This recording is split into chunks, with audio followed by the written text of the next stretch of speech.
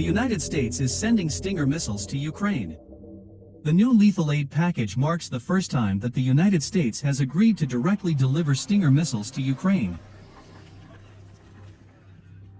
The United States is rushing to send Stinger anti-aircraft missiles to the embattled Ukrainian military. President Joe Biden has authorized a $350 million lethal aid package to Ukraine. The package reportedly includes further deliveries of Javelin anti-tank missiles, which Ukrainian and U.S. officials claim have been highly effective in stymieing the invading Russian forces, and Stinger anti-aircraft missiles. Once the Stinger's employed, it has the ability to be a game-changer, said retired Army Lieutenant General Jim Dubik. The Russians don't have air dominance.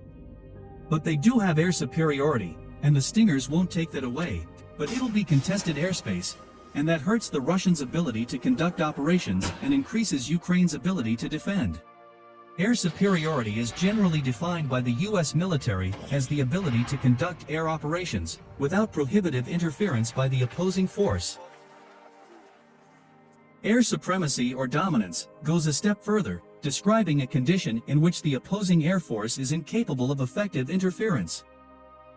The timeframe for the Stinger shipment is unknown, with U.S. officials reportedly telling journalists that they are currently working out the logistics of the delivery. Ukraine received an undisclosed number of Stinger missiles earlier this year from Latvia and Lithuania. The Russian invasion of Ukraine began on February 24, with strikes against Ukrainian air bases, command centers, radio stations, and other military infrastructure. Russian Defense Ministry spokesman Igor Konashenkov said earlier this week that Russian aviation has gained air superiority over the entire territory of Ukraine.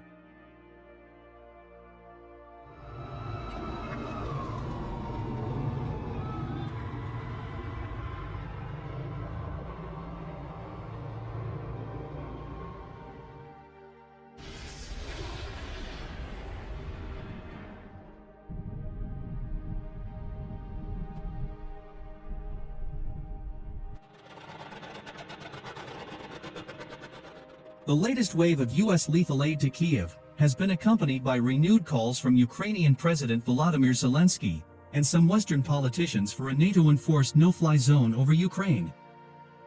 And adding that Russian forces struck 1,114 objects of Ukrainian military infrastructure, including 31 control centers and communications nodes, 341 tanks and other armored vehicles, 57 multiple launch rocket systems, 121 field artillery units and mortars, and 274 special military automobile vehicles.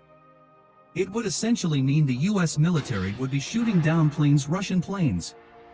That is definitely escalatory. That would potentially put us into a place where we're in a military conflict with Russia. That is not something the president wants to do.